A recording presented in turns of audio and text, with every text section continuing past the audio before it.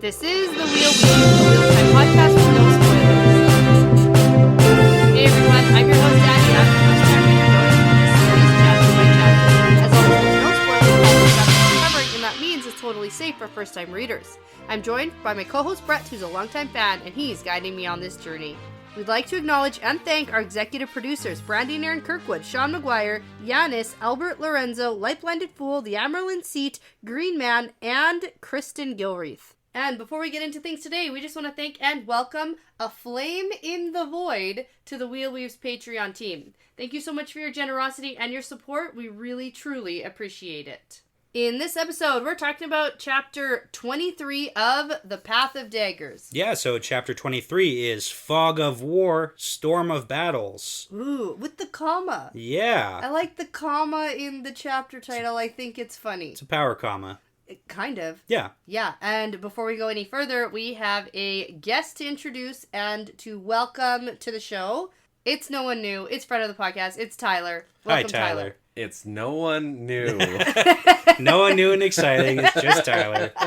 And it's not even a parent chapter, so he's not even going to talk about anything I useful. was hoping earlier that you would be materializing while we were ragging on Perrin. We needed some Perrin love earlier. No, like all fans of Perrin, I was just yelling at my phone on my own. Nice. That's actually why he wasn't invited, because we don't need that. No, and I have had several comments about, hey, I like Perrin. Yeah, it's good, it's good. Yep, calm, cool, collected people coming out of the woodwork and just saying they like Perrin. Yeah. Totally normal fans defending a character. But we got good stuff to talk about this chapter because we are getting into it, like almost, well, kind of, like stuff happens. Yes. So, I mean, okay. Yeah. Okay. Things are happening. Yeah, I mean, I don't know what else you want. I don't know. we're- I am so confused. I mean, I get that there's lots of action. This is kind of what I was asking for. I want stuff to happen. Sure. But then the problem is I have no idea what's actually happening. Oh, okay. Or why, or who. It's because you don't listen to names. Or how. It's a name issue. Or why. But Yeah. that's what Fog of War is. So Right? So foggy. Wow. My brain Wow. Mhm. Yeah. is yeah, foggy. right Yeah. into the storm of battle. Yeah. Right. There you go. Good segue. It works. Okay, do you have something for us today? Yeah, I noticed you didn't say fun. Tyler and I talked really briefly about this beforehand, but this one, it's not exactly like 100% real-life comparison, but there is definitely some wartime inspiration for this chapter that I think RJ is using here, and specifically in this chapter, there's a couple examples, but it's all about the honor in the old ways of war versus the new ways of war, and this has kind of been a thing that I've pointed out a few times ever since right around the Battle of Dumai's Wells, when the game kind of changed for how war is being fought. With the introduction of the Ashaman, like the power being used, it's a total game changer. Okay, and when you say the old ways of war, are you talking about like old? Like Well- how old are we talking? Well, here's the thing. So the first big example was Weiramon, who at the beginning of this chapter says specifically, he makes a comment, it's a great victory, but small honor in it. The old ways are best. So we're talking about like the old ways of almost one-on-one combat, the cavalry charges, the soldiers fighting. And then with this new style of battle, which we see Ren and the Ashaman do, it's like really literally introducing human missiles. Machine guns, yeah. Machine guns, and literally blowing up the enemy. And while it's effective, it's not necessarily, like, there's a brutality to it that's a big game changer. So the real life inspiration I want to draw from this was actually a literal and very real sentiment that people had during and following World War I, because World War I was, up until that point, that was the biggest loss of life than any previous war in history. So World War I was a game changer, not only for that, but also because the militaries were using new technologies like tanks, airplanes, submarines, machine guns, flamethrowers, poison gas. Like, it was a game changer for that. So I have a quick excerpt from a letter that was actually written by an officer, Harold Macmillan, who later became Prime Minister of Britain, and he's writing about the no man's land of the war in World War I. Yeah. So like the dead space area. So it says, perhaps the most extraordinary thing about the modern battlefield is the desolation and emptiness of it all. One can look for miles and see no human being, but in those miles of country lurk thousands, even hundreds of thousands of men, planning against each other perpetually some new device of death. And then he goes on to say, the glamour of redcoats, the martial tunes of fife and drum, lances glittering and swords flashing, how different the old ways must have been.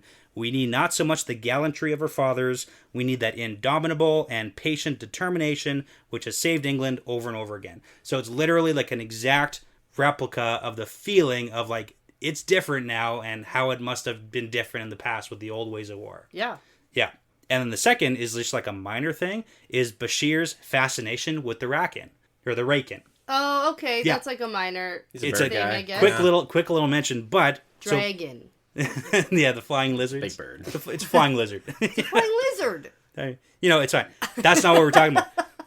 But the funny thing is, Bashir is one of the literal great captains in the series. Yeah. And he's super interested in them, and it makes sense because information in wars is what wins wars. Yeah. So the real world's inspiration also stems from World War I because airplanes were first used to like initially gain reconnaissance, like gain information. Spy. And then it was evolved into like aerial combat to shoot down the recon planes, and then that transitioned into like strategic bombing during World War II. So like I can see Bashir literally being like, ooh, information from up high, they see stuff. Yeah. Game changer. Yeah. So okay. Yeah. You'll have to point that out because I did not pick it up in everything that was happening. that's okay. Yeah. Okay.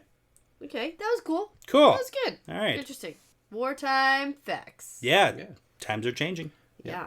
Leads back to originally when you were talking about Doom as well and some of the Two Rivers stuff too, because for the medieval historians out there, that's what the longbow did as well. Yeah, game changer. Yeah, Like that changed until it was like, what's the new thing? You can die in armor from 300 feet away. Yes. So you're like, oh no, we need to change everything that we're doing. What do we again. do? Yeah. Shoot. Okay, so now I'm going to let Tyler in on what we talked about last time because that episode hasn't actually been released yet. Yeah, okay. And so, like, while we're recording this. So, Tyler, to catch you up to speed, I know you were a bit confused. You said that you reread the chapter and then thought to yourself, who are all these people? And had to Google it. And I don't get to Google it, and I actually have the same question. So, Okay. Brett will help us. I got this. It's good. Yeah, I'm still in like Lord of Chaos kind of thing, trying to figure that out. Don't know what's going That's when on. you really get lost. Yeah. Okay, so last time we were here, Rand was doing a bunch of stuff that was kind of secret and sneaky, and he really just wants to destroy the Seanchan. Yeah. But he'll settle for pushing them back. Yes. That's kind of where we're at. Yeah. It was a whole drawn out 2 chapters of him like going to Ilion and then leaving to the road and then waiting there for people to come. And then sending some people away, but Yeah. then people came. All of his like enemy people Yeah. that finally came around, and then now they're like in the mountains. And then... because it seems like there are small groups of Seanchan in the mountains of southern Altara. Yes. That's Yeah. kind of what we're looking at. That's exactly what's happening. Yep. Okay, and then we did get a perspective from a Seanchan who had a small group. Yes. And an interesting tidbit that the Damani are sick or unwell in some way around Abu Dar. Yeah. Sort of, or used to be. Rumors that are hotly denied that they're sick. It's like the... But they haven't been Yeah. used even for fun fireworks. Yeah. Since literally Cloud Bowl. Yeah, Since then. since then. Yeah. Yeah. That should catch you up to speed, hopefully, a little bit. Gotcha, yeah. I was just going to say it's kind of like dinner for schmucks. He just sort of invited all of the stupid people that he knew to come fight in the mountains with him that he didn't really trust. Yes, that's Oh. exactly what it is. Because Yeah. I don't know that, but that's exactly what he did. Yeah. That was the when I was reading it, I'm like, who are these people? And then I'm like, All oh of yeah, his I enemies, remember. Yeah. He has the thought process that he doesn't have time to spend with them, but he can make sure they all remember that he is keeping tabs on them a little bit. So Yeah. And Yeah. if they happen to have casualties in the war, it's better for people who are kind of against him to die. Yeah. Yeah. Yeah. We had a whole conversation about what does the butcher's bill mean? Yeah. And it's, the all bill you got to people who pay die. for dead people. Yeah. Yeah. Yeah. It's, I mean, as far as plans go, it's pretty, in my mind, it's stupid. Oh, Because okay. I mean, if you're going to go into battle with the assumption that I'm going to win anyway, so I might as well bring the idiots. Yeah. Like, I don't, Well, it's the Asherman, though. He has That's the real, Asherman. yeah. Like, he's not They're really the hammer. counting on. The rest of them are just sort of there as kind of reinforcements. But I mean, we can talk about that as we get in this chapter because Fine. there might be some good points you're bringing up here. Okay, so let's get into chapter 23. Yep. Fog of War, Storm of Battle. Yeah. And the chapter symbol is the Seanchan helmet, because we're killing them Seanchans. Yeah, okay. Now, we enter in a Rand perspective, and Rand is guiding his horse around a battlefield and stares down at the dead body of a Seanchan officer, and we know this because he's got the big bug helmet, insect helmet on. Clearly a little bit of a time lapse since we left them in last chapter. Oh, yeah. Yep. Some things are happening. Yeah.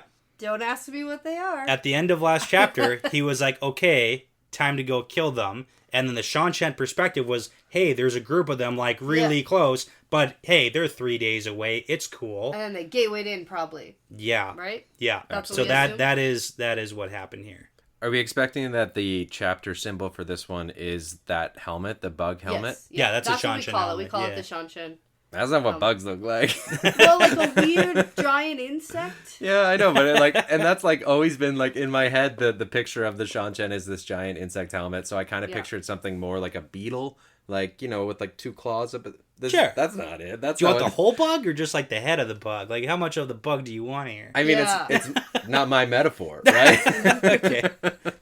All right, so now we get the details that this is, in fact, after Rand's army's first fight here in the mountains. Yeah, this was fight number 1. Okay, so there's dead bodies everywhere, and they've been, like, ripped apart with Sidene from the Asherman, and at this point, Luce Theron is chiming in. He's yelling about the dead not being silent, and they howl at him like he's nuts, and it's great. Yeah, you're here for it. Yeah. Yeah. This is the interesting stuff. I think he has a lot of good secret message information for me, and I'm keeping tabs on it. Yeah. Yeah. Rand's a little bit snippy, though, because, like, how do you get the dead people to shut up No, then? he's like, yeah, me too. They howl at me too. Oh, is he talking at LT? Because LT2 Yeah. would be the dead guy that Rand wants to shut up. Oh, Hypothetically, really? like, maybe. Oh, What's your interpretation? Snarky with Maybe. Luce Theron? I like that. Yeah.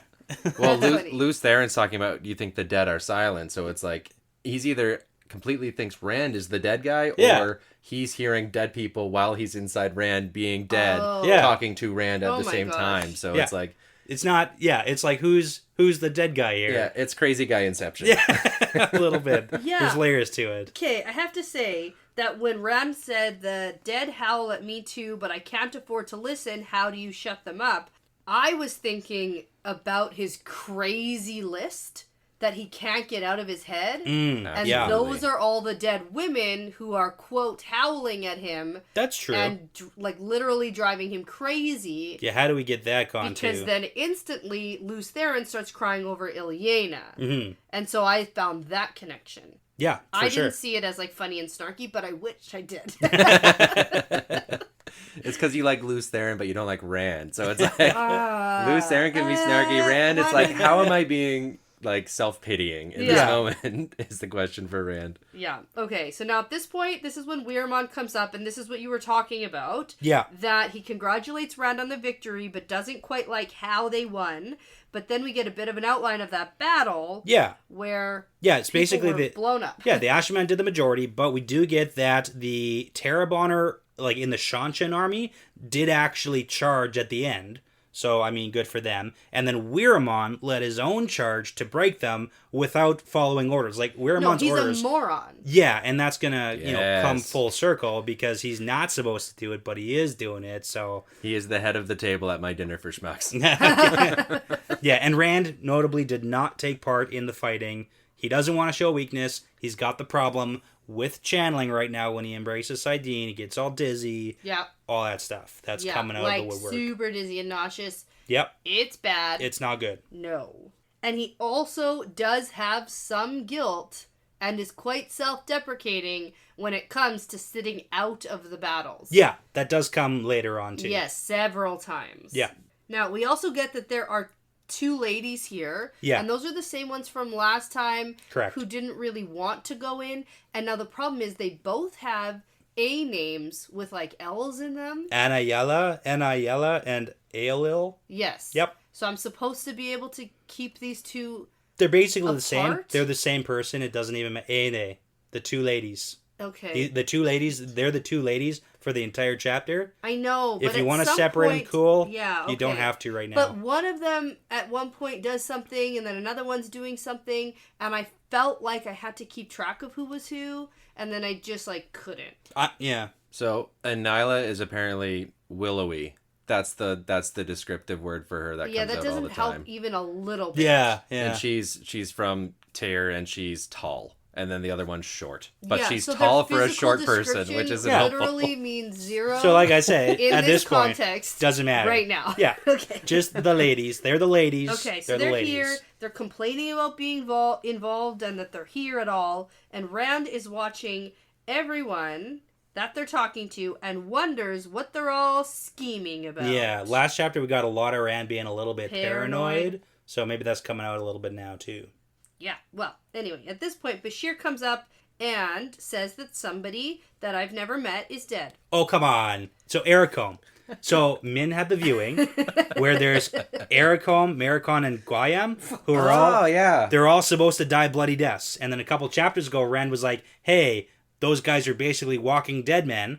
And now Ericombe is definitely dead now, so he's one crossed off the list of the 3 who are gonna die bloody deaths. Because he does think about Min's viewings. Yeah. And at this point... He feels bad for Min for, like, seeing the bloody viewing. Of the death. Okay. Yeah. Now, I, number 1, don't even remember Min's viewings about these guys. Sure. And number 2, Rand thinks about Min safely back in Cairhien, and I'm wondering if this is Morgay's Elaine is safe in the tower situation. Yes. Okay. Because... Is she? Yeah, that's like last we left. Is she really? Yeah, Rand? like where all of the information that our characters give us is bad. Yeah. Right? Yeah. It's a safe bet, usually. Right? And I mean, is Min just like riding off somewhere on her own right now? Possibly. Probably not. Probably not. Unless there's something happening and there's like a gateway being made and she's like going through it with some of the maidens or something like that. Yeah, why would you ever ride anywhere or ever the wise again? Ones, it's like only travel by traveling. Well, except Egwene did have a reason not to travel, and that was to throw everybody off when she's like, boom, we're traveling. Different. Yeah. But like for, like, you know, regular situations. Yeah, because the wise ones know how to travel. Yeah, that's a thing now. Because Sorelia just taught We don't have time. We don't have time to walk. And that was in Cairhien, wasn't it? Yeah. Okay. Anyway, so maybe Min is in Cairhien. It's like 40% in Cairhien, 60% not. Okay. That's the good thing about the way that Min is written, and like most of the female characters in this book too. Like they don't just like stay in the tower when the gentlemen's leave. Yeah. No. They could be doing literally anything and probably having their own adventures. Yeah. Yeah. All right. Now, most of the Ashaman soldiers are off scouting again to find more groups of the Seanchan, and the dedicated are making gateways so the army can get resupplied and ready for the next fight. And there's different groups of Randlanders now, but they're mingling all now together because they just fought together. So here's the thing. Last we left them, they were like not mingling together because they all hate each other. But now, yes, they did fight, so that does bring people together. But they also have that whole collective, like, weird, different than the Ashaman thing that we've seen happen before, where they were collective, like they were forming one big group when the Aiel were here. Yeah. Because it's kind of like us versus them. Common enemy. And now it's like, okay, we're the regular soldiers and the Ashaman are over there. So it could be that they fought. It could be that everyone's afraid of Ashaman. Rand is paranoid and wonders if everyone is scheming. Yeah, they're all, for sure. Absolutely they are. But they're just like playing cards and laughing together. Yep. Basically. Scheming. Suspiciously. Scheming to murder him, probably. Yeah. You know, sometimes Rand could, he could be a little more paranoid, and that would be a good thing.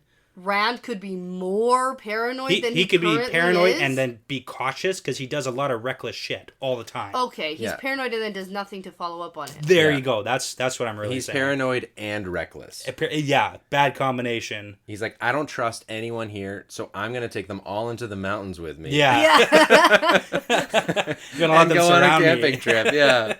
Yikes. Not going to tell anyone where I'm going. I'm going to leave my phone at home too, just in case. So I don't get tracked. Right. I don't want them to track me. Right. When I'm in the mountains on my own. Off the grid. Yeah. Exactly, yeah. Okay, now we do get some side notes of some Ashaman who are injured. Yeah, so so we got Flynn, Adley, Moore, and Hopwell. Those are all like Rand's Ashaman. We know those names. Those are names I recognize. Yeah. Okay. And then we've got Narishma, Rand, and Deshiva, who are not injured but also not good at healing. Right. So then Rand has to make Gedwyn and Roche, those two dicks from the Black Tower. Definitely dark friends. Yes. That's what you're saying. Probably, definitely, but definitely. Rand has to order them to do the healing, and they're not happy about it because they don't like doing anything that anyone tells them to do. So that's a thing. Okay. Oh, also, we didn't mention, but the volunteer guys from the... Oh, yeah, I didn't care about that at all. Yeah, those guys are, like, super on board with following now because they just saw their leader got a hole blown in his chest. Through his body. Right, yeah. So they're, like, on board to be cool now. I actually read that the Asher men weren't wounded. I read it as they were among the wounded healing. Oh! So Flynn with Adley and Moore and Hopwell, because then the next line is Narishma could heal little more than a minor cut. And so that's why he wasn't helping. You know, that might be true. Yeah, that might be a better way to read this. Because I don't know how they get hurt. Yeah, well, that's what I'm thinking. It's like, first fight, Swords, that's not great. Arrows. Yeah. You know what? And Rand does think that the casualties would have been way more if they didn't have the healer, so that makes actually more sense. Yeah.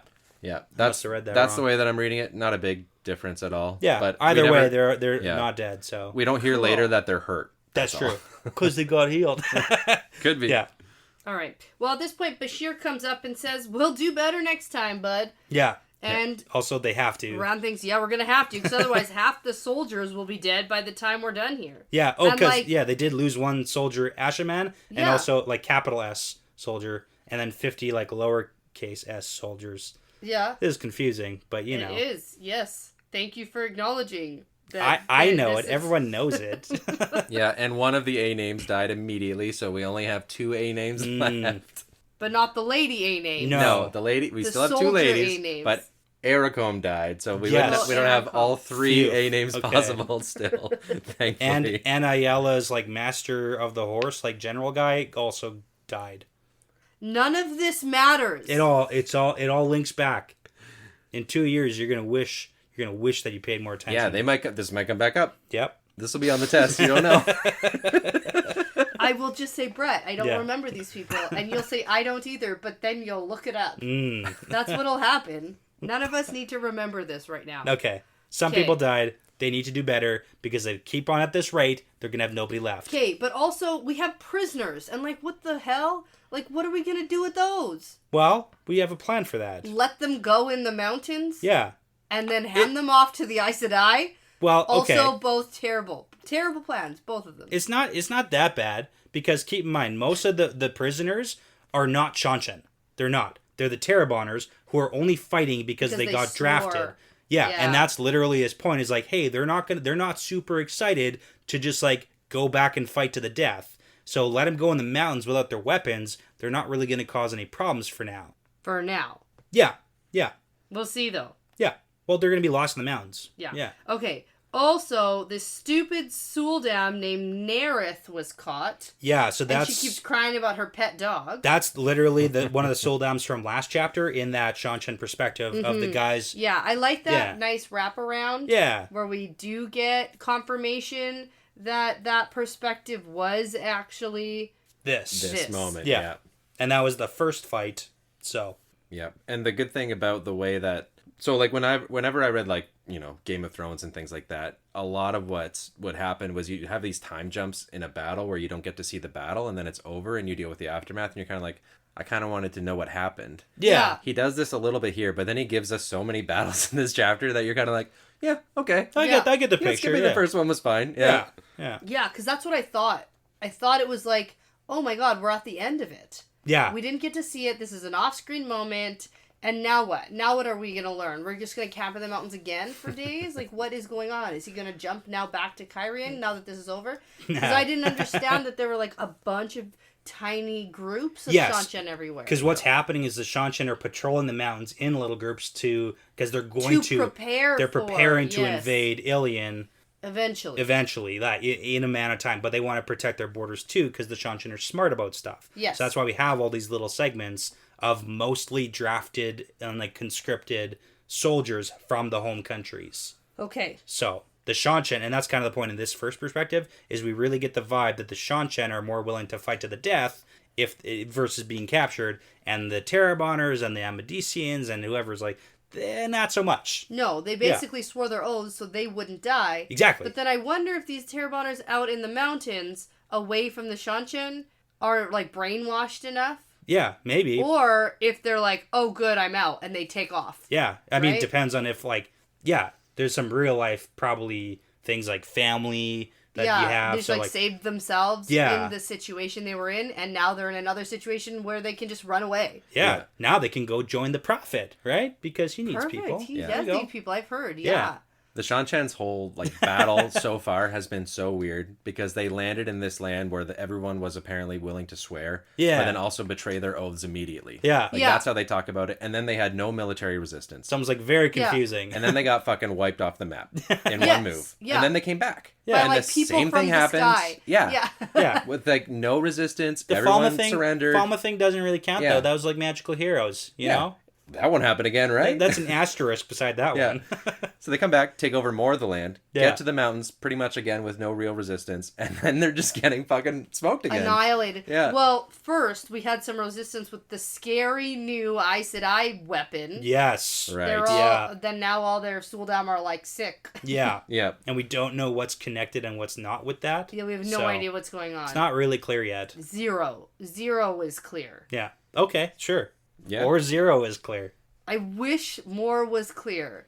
I mean, it's pretty obvious. When Okay, Robert Jordan. Snip, snip, read and find out. If you just read it, you would know. You would also just know who killed Asmodean. You would just know that. Isn't that obvious? It's clearly on the page. Clearly. And for the Suldam that they capture too, like I actually think that giving him to the Aes Sedai is not a bad plan. It's only bad because the Aes Sedai are not gonna want this. But I also think it's a plan Rand came up with in 2 seconds because he had to start from the basis of I can't kill this woman. And it's also the Aes Sedai that I can't give her to the Aiel because they'll just kill them. Exactly. Black Tower will kill it. Because Gedwin's like, just kill them all. Torture him first, then kill him. Well, even Nyla was like, I'll kill her. You want me to kill her? I'll do it. Let's kill her. So he came up with it on the spot pretty clearly, spontaneously. It's not bad. Yeah. Okay. Well, anyway, we get that the pet dog is actually named Gile or something. Is that how it's pronounced? Yeah, it's like wild. I thought it was Gilly or something. Yeah, Gilly is normal, Jill? but I think it was Gila. Gila. You could go Jill, Fantasy Jill. Fantasy Jill. There you go. Yeah, in the audiobooks, I want to say Gila. Okay. Just for funsies. Phil, this is the only time we're going to talk about it. Thanks, Michael Kramer. Yeah. Well, no, it's not, because now she's on the list, and that's why I'm talking about the name. How often do we get the full list of names, though? Come on. I mean, it comes up randomly. We get random names. That's true. Like Leah keeps showing up, and like other stuff. Yeah. Okay. Other ones that I don't remember right now. We get like the first and the last examples. pretty frequently. Other random examples. So this is the Damani, and then now Rand has to explain to everyone what he knows of Suldam and Damani, and keeps getting like side-eye looks from the Suldam. Which also, maybe you should share that information before you go into the first battle with the Seanchan. I have intel about the Seanchan that I'll share with you This is later. how their channelers work. Like, that seems like an important thing. But we know that Rand doesn't necessarily give information, because the last episode we got that Narishma went to go do secret mission something, get something, and he didn't tell Rand, didn't get told everything by Rand. That almost ended up with Narishma being dead, and now Rand also has a secret package on his horse. Ooh. Yeah. If we're going to be really generous, we can assume Bashir knew everything that Rand is saying, and he didn't tell any of the people in his circle of distrust that he has around him right now until this moment. That would be generous. That'd be generous. Right. That is generous, yeah. Okay. Yeah. Well, Rand gives Really the order here that we're going to move again. And, you know, this is where we find out he's releasing everybody to the mountains and the women are going to the Aes Sedai. And at the mention of the word Aes Sedai, this woman freaks the F out. Well, they're all like wild animals, basically. Wild animals who have some crazy weapon. Uh-huh. They're crazy. And so she is like, I would rather die right now than go there. Yes. To the Aes Sedai. So she tries to escape. She throws herself down the mountain, trying to get away, biting, it's a whole spitting, thing. slashing. Like, she's crazy. And a bunch of the Saldeans have to go chase after her. And Rand's reaction is like, bloody hell! Catch him! Go get her! They have to, like, physically tackle her. And then, while that business is actually still happening... it goes on for... A soldier comes back to report from their scouting to say that they found another group of Seanchan to the west. So this is the plan, is you go and attack a group, you send the soldiers out to go scout for more groups, you rally, and then you go do it again. All right. And now they have about half the numbers as the group that was here. Yep. And there are no signs of any of the, quote, women. Easy kills. Here we go. And so Rand orders everyone to get ready real quick, and then he thinks about what will happen if they capture more Suldam or even Damani, and then Rand adds Gila, the Damani, to his list. And Luce Theron chimes up and says, the dead are never silent, the dead never sleep. Thanks, LTT. Yeah. Yeah, it's good. I think this book would be half as long if Rand didn't have a photographic memory and a good ability to match faces with names. You know what? That's like a pretty powerful... Because who can remember every person ever that they've ever met ever? Apparently Rand. Because Yeah. every Just single, not- random guy. Yeah, of all the things here, this is the most unrealistic. Is I it? agree. Yes. Is it, though? Mhm, mhm. Is it, though? Yes. Yeah. I mean, it could be magic, but that doesn't make any sense. Yeah. You know, there might be a weave for that. You never know. Yeah. Maybe there was like a Age of Legends weave that LTT was like, hey, you want to make that list even longer? Here's a nice weave to remember stuff. Thanks. Yeah, because I never forget the dead either. Yeah. I also have a list. Yeah. Want There to you hear go. mine? Figured it out. Okay. Now, let's take a quick break, and then we'll get into this perspective change. Yeah, sounds good. All right, so we are back with a perspective change, laughing at this Seanchan guy's ridiculous name. Yeah. Furyk Kareed. Funky Curdy. There you go. No? You know what my brain always switches? It's Kadir. You know, good old, skin suit Kadir. Yeah, in the audiobook, it is Kareed. Yeah. Well, also in the real book, too, it's also Kareed. But it's just very close to Kadir. Some people might say Karedi. Nope. I like Karide. Karide. It's way more fun to say. Yeah, but it's Seanchan. Seanchan guy. And so many of the Randlander names, when there's an E on the end, it's the A sound. Yeah. But this guy's Seanchan. Oh, you're picking up trends. Okay. So probably So you gotta wouldn't say it be. with a TXS accent, right? Like A nice slow. This is Furyk slurred Kareed. drop. Karide. I guess that's it. I don't know. I have Is that no a good? idea. I don't feel like that was a good I'm accent. going for to me. offend a lot of people. South-ish. Yeah. Okay. Well, I do have to say that this Seanchan guy is here in the mountains, and he is studying the area with a Looking glass. looking glass. Where'd he get that? They have them. Yeah, they in do. Seanchan. Yeah, they're not, Cool. okay. I don't think your flying birds do very much if you don't have your Looking glasses. Yeah, and they're like ocean okay. farers, True. The sea folk have them. Yes. Like it's not that. But these looking glasses are pretty rare in Randland, aren't they? Yeah, but they're they're behind a little bit. Okay. I think with the bit of confusion is the guy in Carrion made like a way better one, like a million times more effective than what they currently have. So they already had the teeny tiny guys. Yeah, they had regular crappy ones, and then he made one that you could see people like all of the details from them from like way further off. Right. Yeah. Okay. On a tower up high. Yeah. So you Exactly. can see further. Yeah. Okay. So, got it. Now, this guy has 2,300 soldiers left in whatever he's been doing. Yep. And they are still marching through the mountain passes. And he thinks about how most of the soldiers are Terrabonners, but there's some Amedicians and Altarans in there too now that they sort of picked up as strays along the way. Yeah. I Well, guess. but they also just conquered Amedicia. Oh, that's true. Yeah. Oh, that's true. So, yes, strays they picked up along the way. But the majority would be still from the original place. So Terrabon. Yeah. So out of 2,300, there's only 200 of these guys that are Seanchan.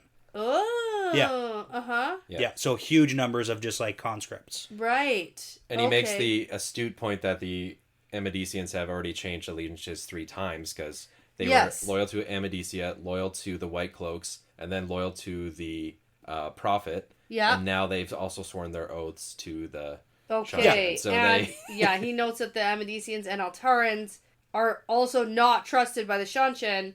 Like you said, they're still new in their oaths. Yeah. Yeah. You don't want to trust them too far.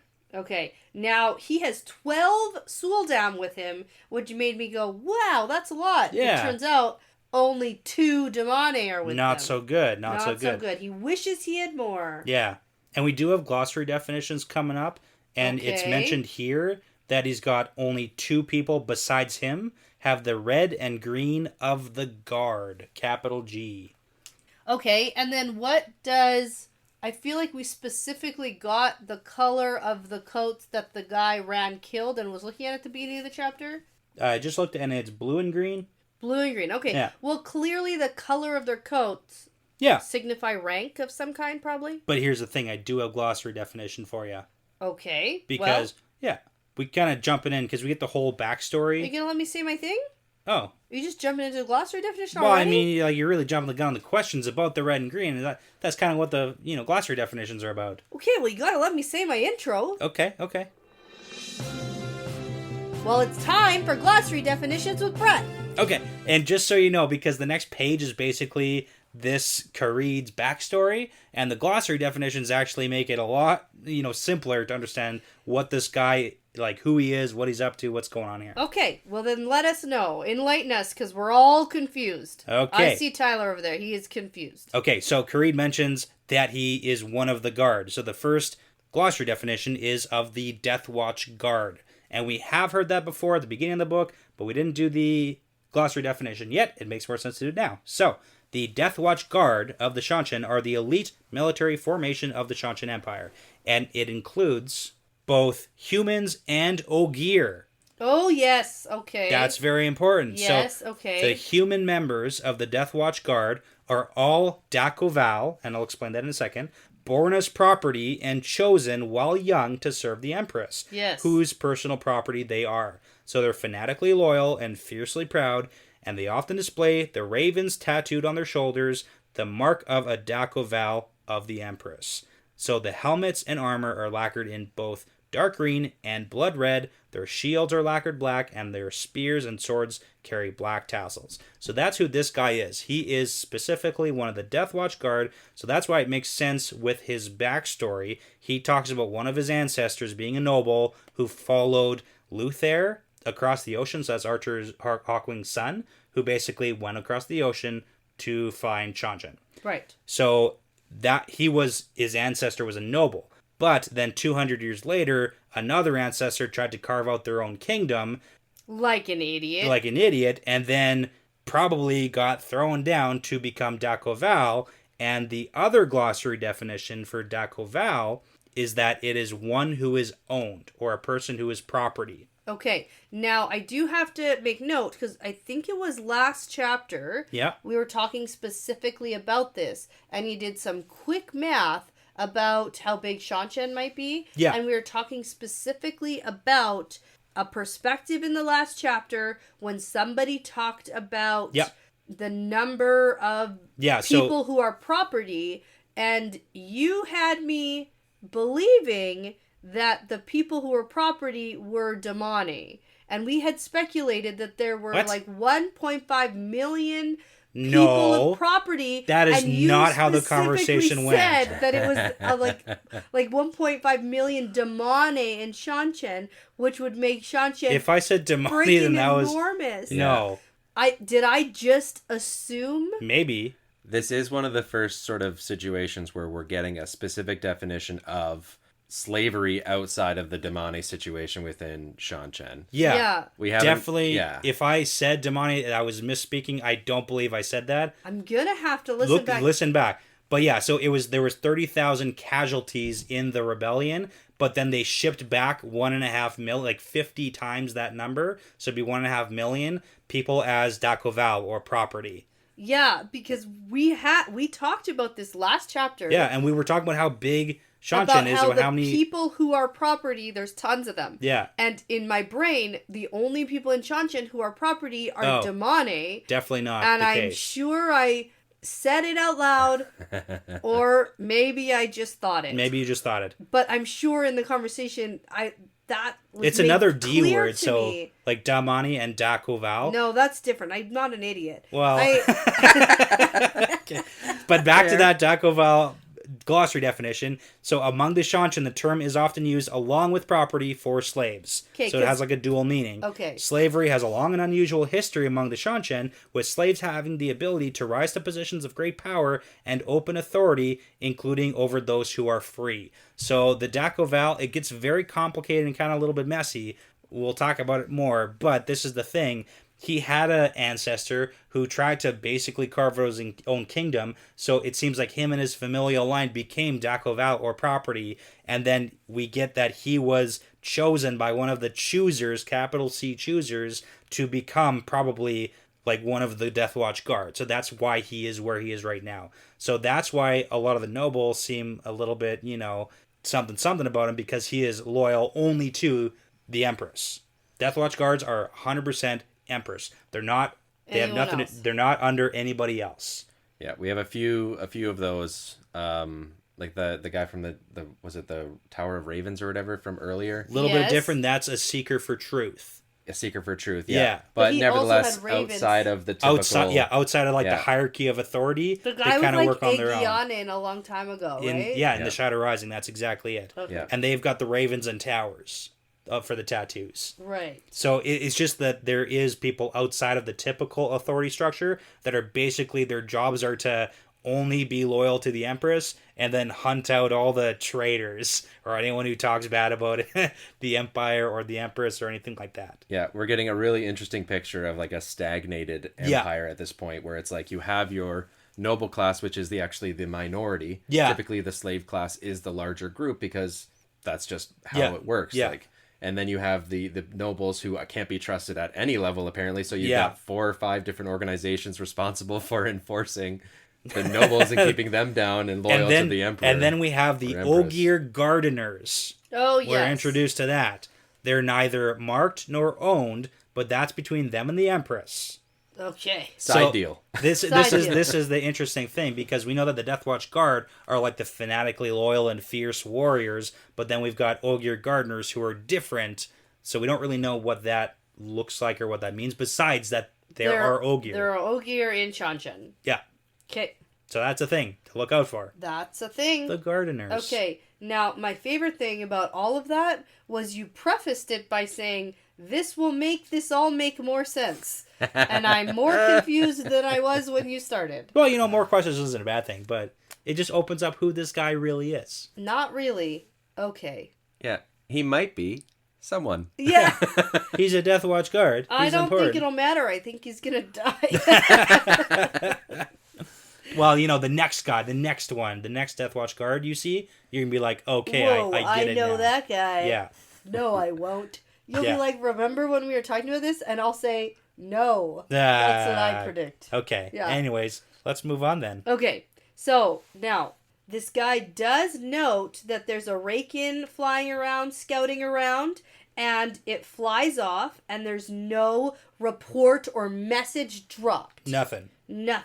And so there have been very few messages for him since the orders 3 days ago. And you remember why that's important? Because we've been here, because Rand has been fighting for 5 days? So we don't know that yet. Oh, so when did we learn that? So here's the thing. In the Seanchan perspective from last chapter, the guy thinks, I need to send for reinforcements, but it's going to take him at least 3 days to get here. Oh. And now we have this guy who's like, hey, the Is orders... Is he the reinforcements? It seems like he's one of the reinforcements that's coming in. Okay. Because he's like, hey, 3 days ago we got the orders to move east, which would be into the mountains where Rand is currently, right, towards Ilion. But all the messages, the few that he has got, it's all making things a lot less clear. It's a lot more fuzzy. It's all disjointed. Yes, and that makes sense. Maybe because there's a fog of war. Yes, yeah, exactly. But that's also because we know what Rand's doing, which is hopping around traveling. So to anyone who doesn't know what traveling is, it seems like there are literally, and we get this right here, 40,000 troops probably somewhere in the mountains. And I don't understand how they got here, because how could 40,000 of them get into the mountains without us ever seeing them? Yeah. Because the Seanchan have Rake-ins, and they got also, people. Why are all the Altarans fighting together? I thought this was a disjointed nation. Exactly. Like, they were selling each other out, and they don't have a real, authority figure that they stand behind. So what's happening? Their queen kind of sucks. So it's very confusing for the reinforcements. Also throw into that the fact that when you're dealing with mountains and things like that, and you have a flying... you're relying on flying for your scouting, they can only really see what is directly in their eye line, because they're not going to fly above a mountain peak necessarily to look down and try and see. They have to go valley to valley. Like, they're not really that much better off anyway. So with Rand and company like hopping around, Yeah. it's like they do seem like there's a bunch more people than there actually are. They do have the upper hand with using magic in war. Yep. Whether or not people think it's honorable, it's a better strategy. Oh yeah, well considering we know how many people that Rand actually has. Yeah. And arguably, like... We know, can you tell me? Yeah, 5,000. Oh, not 40. No, Rand got like 5,000 guys roughly together, and... Who has 40,000? The Seanchan think that there's 40,000 soldiers in the mountains. In order for him to have been everywhere that he has been, they're doing the math. Oh, that's basic extrapolation. Exactly. There must I got be it. rough, because Okay. we've seen like groups of Yes. 5,000 in 8 different places. 8 Ah. times 5,000 is 40,000. And our guys are worth 2 of theirs, so it must have been 10,000 at that spot and 10,000 Yeah. here. Yeah. So like whatever math they're Okay. trying to figure out, but that's and that's the issue. And now there's 5,000 more men, not even 50 miles ahead. And that but is that's literally the same 5,000. that's Rand's group. Yeah. That's it. That's the only people that are here. Because we got that he only lost like 100 or something, which is not much in terms of Yeah. the amount of people he No, has. not scale wise Yeah. at all. Yeah. And the good thing, like good and bad, I guess, for the Seanchan is Depends whose side you're on. exactly, yeah. That's funny. Okay, I get it. Even if they're getting the reports from the scouting, it's not helpful. No. It's bad. Like you want less information at this point because the information you're getting, like, oh, he's 50 miles ahead. That means he's in front of me. Yeah. Right. Yeah. Like that's actually part of the problem. That was the issue with the first guy because he was like, "Oh, those I have people are 3 days." 3 days. Yeah. We have 3 days to get prepared," and it's like, boom, Rand is attacking right now. It's a good plan. Yeah, Yeah. I mean, if you have an option, use magic Yeah. in There's your a war. lot of things that Rand is doing not well, Yeah. in my opinion. Yeah. But this, and it feels like he came up with a lot of it on his own. Yeah. Yeah. Because Bashir didn't even know what was happening Until he got picked like up, yeah. a week ago. Yeah. Well, here's the biggest problem of all. Why is he here? Why is he the guy in the mountains doing this? Why does he need to be involved Why is Rand? at all? Rand? Yeah. Well, who else? Bashir. Any one of his Yeah, commanders he that could he literally trusts. just send the Rand Ashen. It's just doesn't need Rand to- physical. If Rand himself doesn't need to be here for this. No, it's actually making it worse that he's here. Significantly Yeah. worse. Yeah. He's going crazier. It's worse for everyone around Do you him. think that the Asherman would be as willing to follow like Bashir's orders? They would I have don't to know. Really though, would they have to be? Well, I mean, Some of them are jerks. Yeah. but if Rand has to be there to command the Ashermen like on his own, like every time they do anything, then they're not good. That's not really the point of Yeah. the I Black don't- Tower, right? Like, Yeah. So it's one of those things where his whole I'm point just here is trying to he's- find some reason, you know? Yeah. Yeah. The reason is he wanted to do it. He He wanted wants to to be, be all dressed up in his crown that cuts his head right he away. wants, and Yeah. that's part of the problem is he wants the Seanchan to know who is beating them right now. Yeah. Which So- I get. I mean, I get Yeah. it too. You want to talk He about? wants to conquer them, and how can he say that he conquered them? Like, yes, his army and his plan conquered them, Mm-hmm. but if he's not physically there, like, again, where's the honor in that? So Sure. Right? Like, the king who sits in his throne over here in a castle Sure. can't take responsibility for a war won over there, I think. Yeah. Or shouldn't be able to. But yeah. And that's I mean, Rand's point of view, too, I think. Because even sitting on a horse here, I get up it. the slope I of the get it. battle, he feels bad and guilty and useless.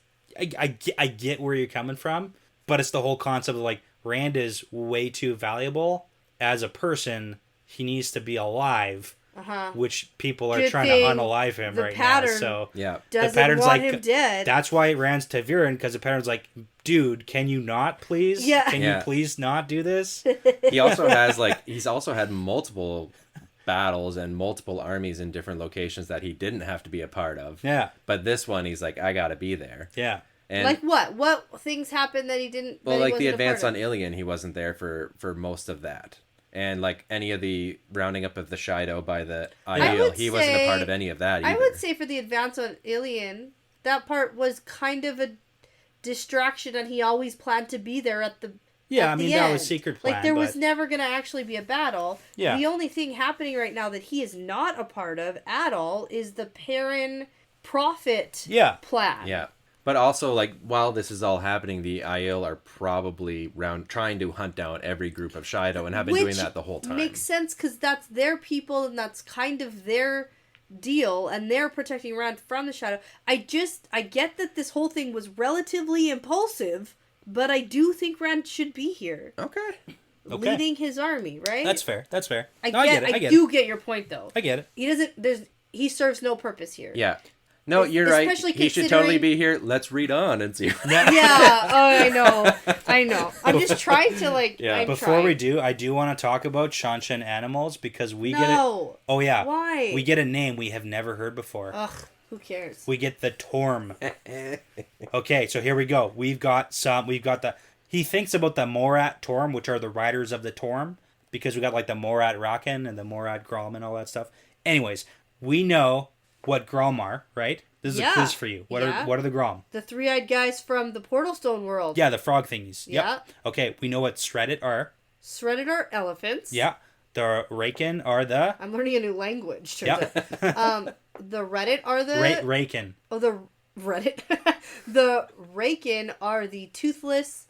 Not actually toothless, but the toothless dragons from How to Train Your Dragon. Small dragons, okay. Yeah. And then the toe Raken are the... Big guys. Big guys for transporting big ones. They're like lots of people. Yes. Yep. And then we've got the Lopar. Remember the Lopar? Ooh, big horsey guys. Yeah, more like giant hairless bear thing. Morgaze ran into one of them with Suroth in that meeting. Okay. The only creature we've seen, but we don't know the name of it, is the Torm. The Torm. Yeah, the big... Spell it. T-O-R-M. T-O-R-M. Yeah, we get the name in this chapter. Torm. We get the name in this chapter, and we've seen them before, which are the big, coppery, cat-like creatures. Ah. Just for the record, we have the name now. Good. Okay. Danny, write that down. Yeah. She did pretty good on the quiz of what things are, though. That was great. Yeah. It's all locked up here with everything else that matters, Tyler. If you remember in book 2, there's... That's actually, And you know what? Sometimes I do. Yeah. We did. In book 2, we got the don't. big coppery cats, but we didn't have a name for them, so... Yeah. And Rand was like, whoa. Whoa, those That's guys. a cool cat. Yeah. Those guys. Yeah. Yeah, so basically we find out from this guy that he thinks there's 5,000 men not even 50 miles ahead of them. Yeah. And then some other guy here is super overconfident and is like, don't worry, we'll just crush them. Yeah. Like, why? Why does this guy think that? They have 2 demonic. They think that 2 demonic can crush 5,000 men? They're Seanchan, yes. They do think that. That's been their experience That's the since they issue. landed here, right? Like, everything's gone pretty smooth. That's part of the problem with the Seanchan's strategy right now, is that they are way overconfident. Okay, but let me tell you about this, not Kadir. Kharid. He does not like this, and everyone can definitely tell. So he doesn't like the fact that this other guy told the scouts to push ahead. To just go find them. Yeah. That's the problem. Mm-hmm. So in this guy's mind, he's picturing they're running, and in Kharid's mind, he's like, we're being hunted. Yeah. Clearly that's what's going on so here. if you push the scouts ahead, then you're going to miss what's close to us, and we're going to get dead real fast. And that he's correct. He's right. He's right. He's correct. Too Yeah. bad Immediately he's probably going to die right away. Like immediately correct. Yeah. All right, but before anyone can say anything or do anything, down in the mountain pass, all of a sudden they're screaming and shouting, and then a bunch of people are like dying under the hail of crossbow bolts. What looks like crossbow bolts. Okay. It's Ashaman. Are you sure? Because it could be crossbow bolts, because we know the Legion of the Dragon, aren't they doing crossbow bolts? So, no. They were trained with crossbows, you told me. Yeah, no, they are. So why did I learn that information? Why is it in my brain if I can't use it here? It's most definitely probably going to be Ashaman, because Rand's entire attack strategy is use the Ashaman. And we get this, that he has the other soldiers like blocking passages to play defense, but the Ashaman are the main attack strategy. So Kharid's watching people look like they're being taken down, probably by crossbow bolts, and then hundreds are immediately dead, and hundreds more are injured, in and their saddles, then they start exploding, and men start running everywhere. Okay, so the whole thing about the Legion of the Dragon, who's with Rand and the army, learning how to use crossbows doesn't actually come into any effect here? I mean, okay, maybe I'll give you the benefit. It of could course be. you're right. Of course you're right. I'm I just might wondering not be why right. I had to learn that information. It's just Kareed is trying to make sense of what he's seeing. Is people dying immediately. It's like when you study a whole section of the textbook that's not even on the test. Why did I have to learn that? Fair. Yeah. Yeah. Why? Why does it matter then? So that you could learn that this looks like crossbows. And be thrown off slightly. Exactly. Yeah. Okay. Like, and maybe it is crossbow bolts, but it's like in my brain, it's not. Kareed's You're right. trying to make sense of what he's seeing people dying. I think you're right. And what else could it possibly be? Yeah. Okay. So now he's looking for his Suldam and Damani, but he can't see them. And he thinks about the rebellions he's fought in the past, and he knows that Damani have to be killed as fast as possible. Yeah, so maybe they're dead already. Yeah, because if anybody has fought them, they know that that's the weapon. Yeah. So maybe they're already down. And maybe the locals here have learned that lesson. Now, the ground starts erupting everywhere, and some of the soldiers just start exploding, and then he figures that this must be Aes Sedai. Yeah. Yeah. Which he's like mostly right. Right in all the right power. ways, yeah. Yeah. It's like you're just as screwed. Yeah, basically. It doesn't matter. So It's worse because the Aes Sedai wouldn't be able to do this. No. So, no, they're not strong enough for this, Yeah. and they have oaths that prevent them from this. yeah, there's Exactly, two reasons why. Yes. So the Asherman are actually making the Aes Sedai seem like the ones Who are much more powerful and, crazy. that the Seanchan better. are afraid of. Like, that's how they picture them. Yeah, because now it's like they got the big giant weapon, secret weapon. Yeah. And now they have like awesome attack strategies. And realistically, in the Age of Legends, Aes Sedai described males and females who could wield the power. Yeah. Yeah. So, and I mean, like, right now, no, that's not true, but at the same time, Yeah.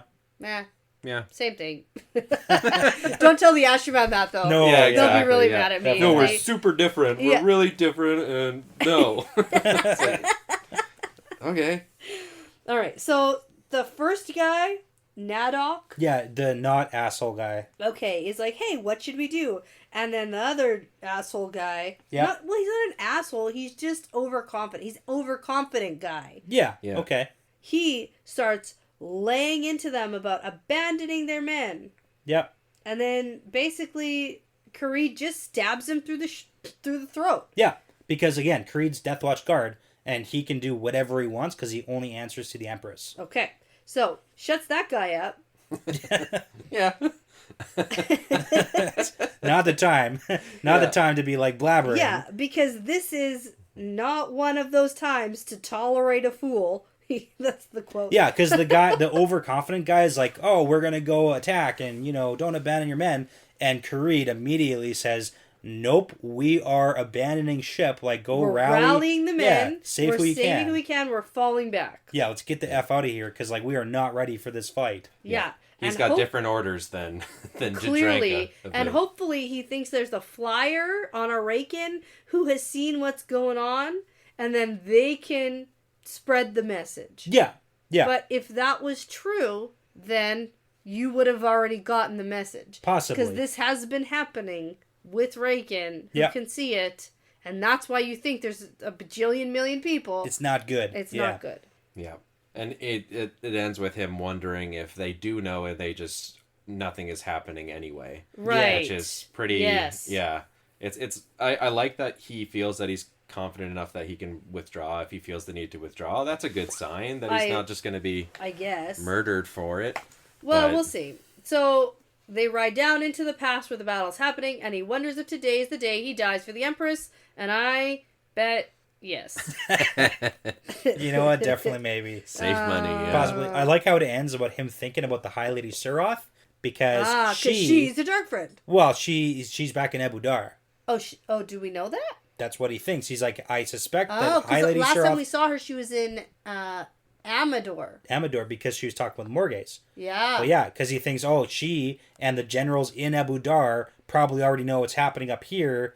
But, I mean, who knows? Because we know that Suroth is a Dark Friend, but, like, who knows what she knows? Especially because you're all about the Dark Friends and stuff with Well, yeah. passing information and whatnot. So. Oh, yes. Mm-hmm, Yeah. mm-hmm. I am all about that.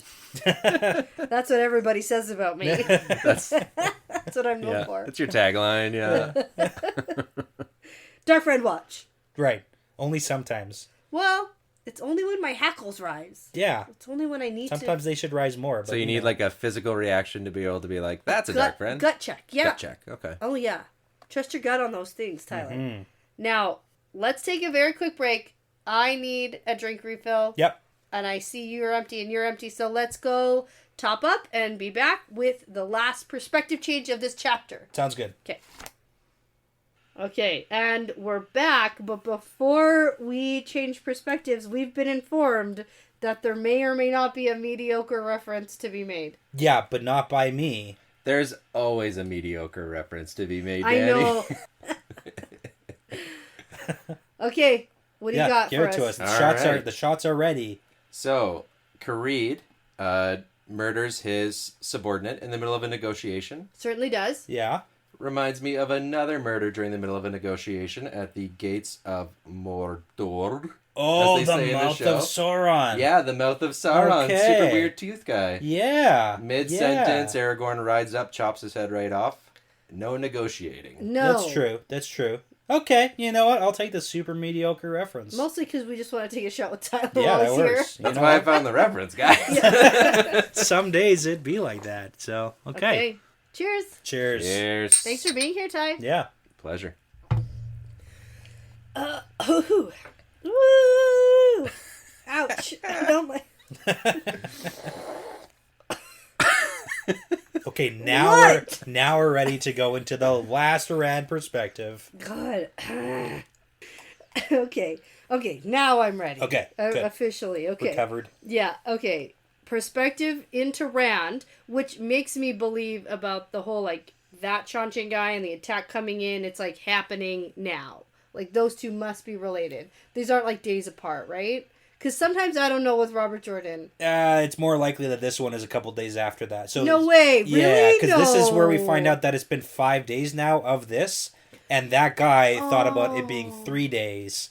So it's likely that that dude very possibly is already like backtracking and or dead. I'm so lost. It's okay. Okay. So, I thought the whole like 5 days thing actually in my brain happened at the beginning of this chapter. No. We got the first attack. Had been 5 days. We got a day 3 guy. We got day 5 Rand of them literally for 5 days jumping around, murdering Seanchan. Okay, so the first time Robert Jordan actually put something in actual chronological order, I don't pick it up. Is yes, what you're telling that is me. correct. Okay, cool. You've been thrown off for like 8 books, so I'm not prepared for this. No, absolutely not. Yeah, I think the only real tell is that they're close to the edge of the mountains, based on what Rand says towards the end of the chapter. Yes, they're like pushing further in, and it doesn't seem like earlier that. Got it. Yeah, he was very confident that they were going to get out of the mountains. You know what? Okay, I can be wrong. Yeah, I'm wrong more than I'm right. To be fair, that's okay. We don't really get it one way or the other. Not a big deal. Yeah. Got it. Cool. Okay. So now Rand is looking out over a forest in front of him, and everything is quiet down there for the moment. And Rand is holding the power now. Yeah, he's back on that train. I guess he, It's been a couple days. Got it by himself again, because he was doing that for a while before, like in his tent secretly. And... Okay. Yeah. Yep. He's just making up all sorts of excuses to like go off. Anyway, okay. So now Flynn and Dashiva, who we know, they've been with Rand for a while. Yeah, those are like the main guys. Main dudes. Yeah. I don't know who is who. One's old, one's young. One stares off, one mumbles to himself. Yeah, Flynn is the old guy who's like the soldier who's good at healing, and then Dashiva is the dude who mutters to himself all the time. So he's like head in the clouds. But is young. Not maybe. Well, not Isn't young. there one who's like literally younger than Rand? Narishma is like around. Is the bells in the hair guy? No clue. Do you have clue? Do you know? I know Flynn's old. He's the old, isn't he? He's the old farm Flynn's, guy. No, right? soldier. But he's the old guy who like was a farmer and is like. And one of the orig. Yeah, one of the original. Yeah. He's an OG. Yeah. That's how I remember him, because it's like. Yeah. That's I liked that. I don't know. That stuck out to me. But in general, their age is everything. Like they could be any age. I know their names but they're all interchangeable in my mind. That's the problem right now. Yeah. Aes Sedai are ageless, and the Ashaman are every age possible. I know. Yeah. No, that's true. It's all good. But yeah. Okay. So now They're the only Ashaman with him right now. The rest are down in the valley, and there's a fight going on down there. Yeah, I did want to point out, though, that Flynn and Dashiva are both holding the power to, like, max capacity. Yeah. And LTT is not doing his whole thing like, murder them, murder them. That's true. Yeah. Specifically, we get Luce there and is quiet. Do you remember the theory you had last episode? About when he's shouting about killing the Ashaman, it's about specifically the Dark Friends? Yeah, you had like a LTT is like a mind reader. He's on Dark Friend watch. He can tell. He knows. Somehow. He knows. So he's like, oh, murder them, because like she thought they were Dark Friends or something, but we're not really sure how. Dread Lord's reborn. Right. He can tell. He can tell. Because he obviously can tell that Taim is Demandron. Obviously. Obviously. Right. That's, totally. I mean, that's just like a given at this point. Of course. Yeah. But there must be some tell. So. Okay. So you think now he's specifically crazy, like some sort of like metal detector thing where it starts beeping on specific people. Yes. Exactly. And not other people. Yes. Okay. I just thought the crazy guy in his head was taking a nap. So different different theory. Different theories. Not terrible, but yeah. All right, now suddenly there is this big thunder boom, which is quite fitting because right before we started this podcast, a crazy storm just rolled in. That is true. And there was like thunder, crazy crashing, and our kid wouldn't go to sleep because he was crying scared of the thunder. You should be, because there's clearly Ashaman all over the place. Oh my gosh. Yeah. Terrifying. Very thematic. Yes. Terrifying. Put us in the mood for recording. Storm of battle. Ooh, it certainly did. Okay. It was kind of crazy that happened. Yeah. Do you guys want a weird tangent? Okay. About thunder? Always. Sure. Yeah. So when I moved to Alberta, thunder sounds different. What? Than where I grew up. It's got a different, it like resonates. It doesn't echo, I think, because there's not as many hills. Okay. It's got Because I have these to sharp say, where edges. we grew up in Winnipeg is very similar landscape to here. Thunder sounds the same. Yeah. So where I grew up, I swear I could hear thunder rolling for a while, and here we get these sharp cracks that don't really roll for very long. Yeah, and it's loud. And I noticed it, like as soon as I love thunderstorms, and I was like, that thunder sounds weird. Interesting. You're weird. Okay. Thanks. Yeah, I am weird. Okay. I wonder.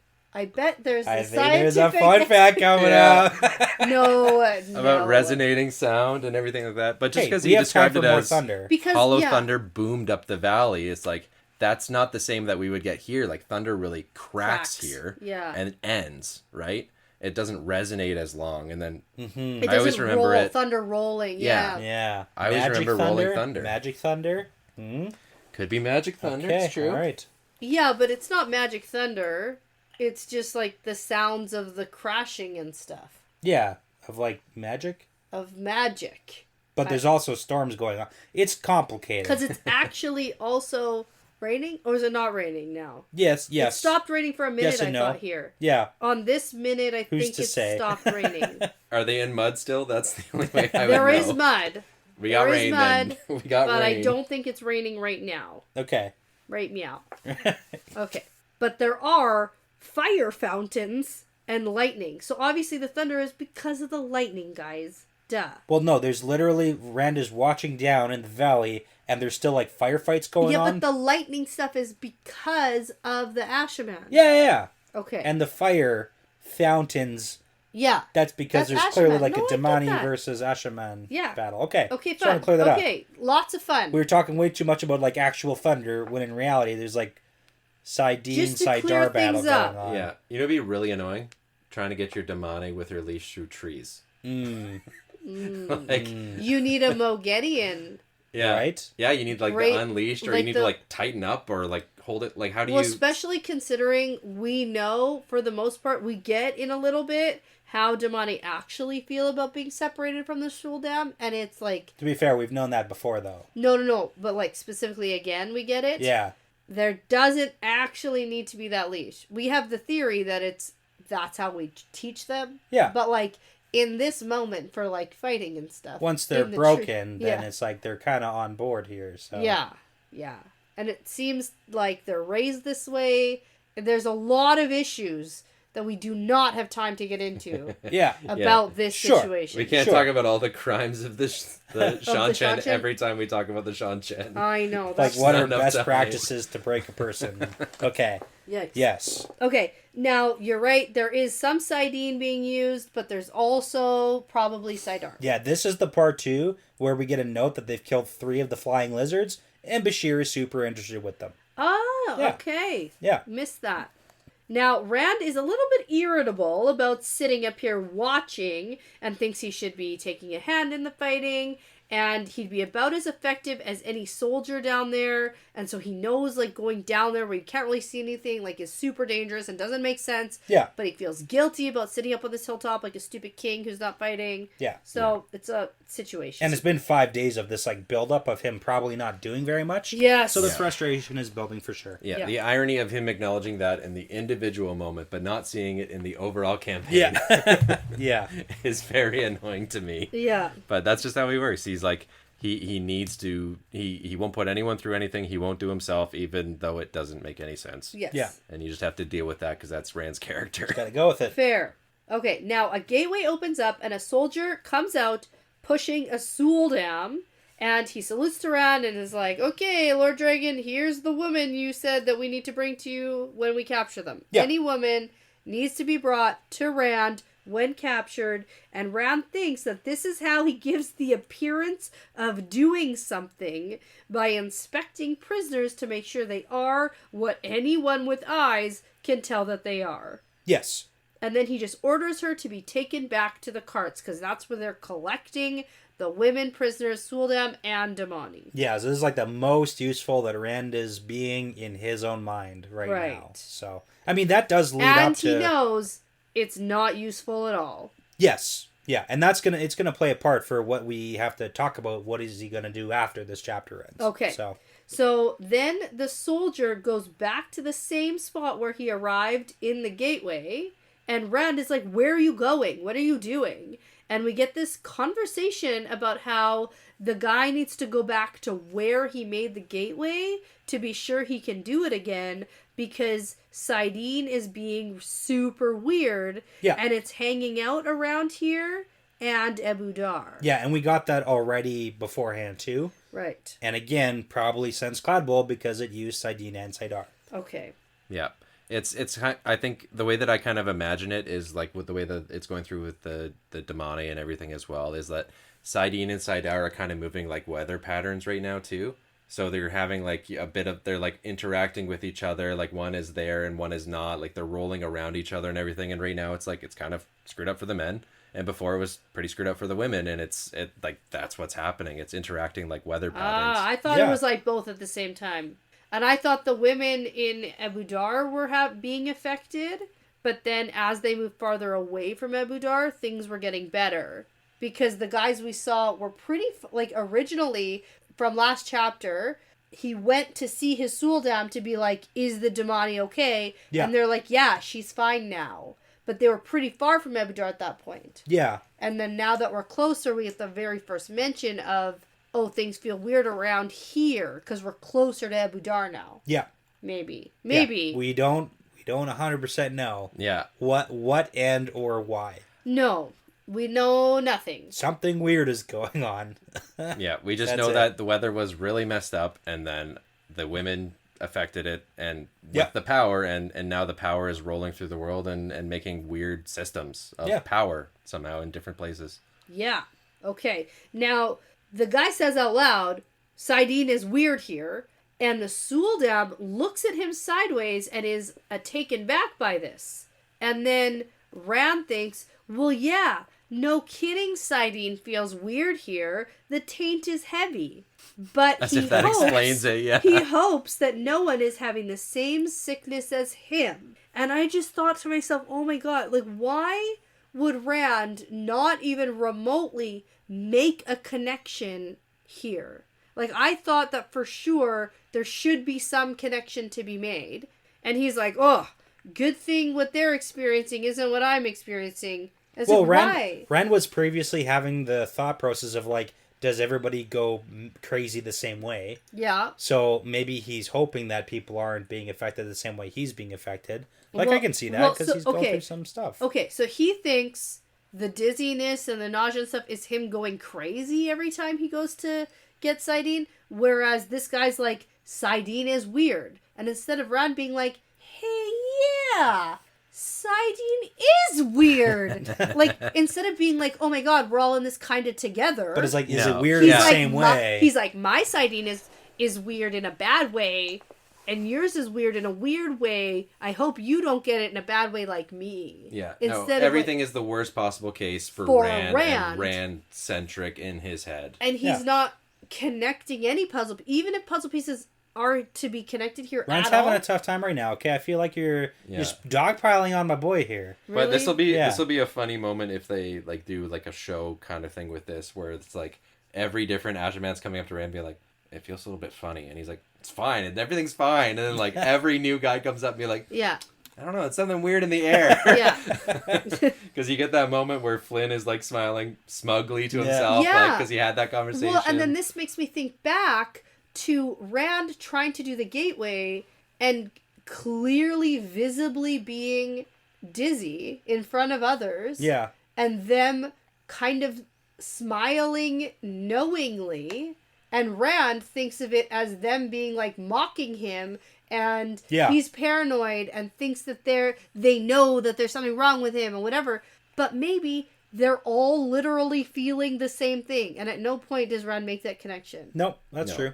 His mind never goes to, we're all in this together. You're totally right to point that out. And I might be completely wrong in this connection that I'm seeing, but Rand is also not making it. He doesn't even remotely think maybe. No. Maybe I should talk to some of the guys about this weirdness of Sidene. And apparently he actively fights against their conversation too. Like, I know. It's not like he acknowledges their feelings on this. He's like, no, you're not feeling that. Yeah, well, because why would we ever talk about any feelings of weakness ever? Communication is for the I mean, weak. that's the other half of Rand's problem is he doesn't want to seem weak in front of people. He's the fucking Dragon Reborn, so... Yeah, he's doing his whole, like, I need to be harder thing. Yeah. Okay, so let's get into this. There's a lot to talk about. So we learn about some of the numbers of these captives that they've taken. There are 23 Suldam prisoners total and 2 Damani who are still wearing their Adam, which is preventing them from acting out. Yeah, so that's good. They found out about the whole, like, if they try to move while wearing it, but someone doesn't have the bracelet, then they can't do anything anyways, so... And then we get the first story of the Damani they took, blah, blah, blah. She freaked out. She lashed out. She needed her owner back. She killed 9 defenders and 1 soldier Ashaman. Cool. Yeah. Not cool. Bad. No, like cool Very as in bad. Cool. Yeah. As in not cool. Yeah. Yeah, and more shared knowledge that probably could have helped because, like, Rand's... But Rand didn't know that part. Rand thinks of Damani as Seanchan, like prisoners who need to be freed. Yeah. He doesn't think of them as Seanchan. Well, because if you remember back to when they were in Seanchan with Avienda, he did try to take the collars off. Like, he tried to poke around with it. Yeah. He tried to poke around with the Damani's collars at that point.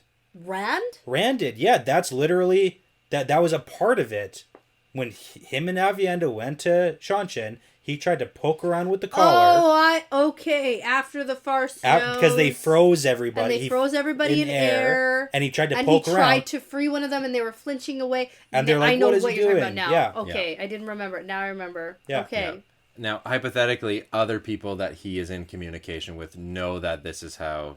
Oh, you're talking about like Egwene? Egwene would be the right. number but it's one. One thing telling someone that and another believing it until you see it for yourself. And even Egwene thinks that the Damani, even though are pretty meek, think that they need to be free. Oh, they're just waiting for the right time to break loose. It's like, actually, no. No. But I bet Egwene would have shielded them. That's...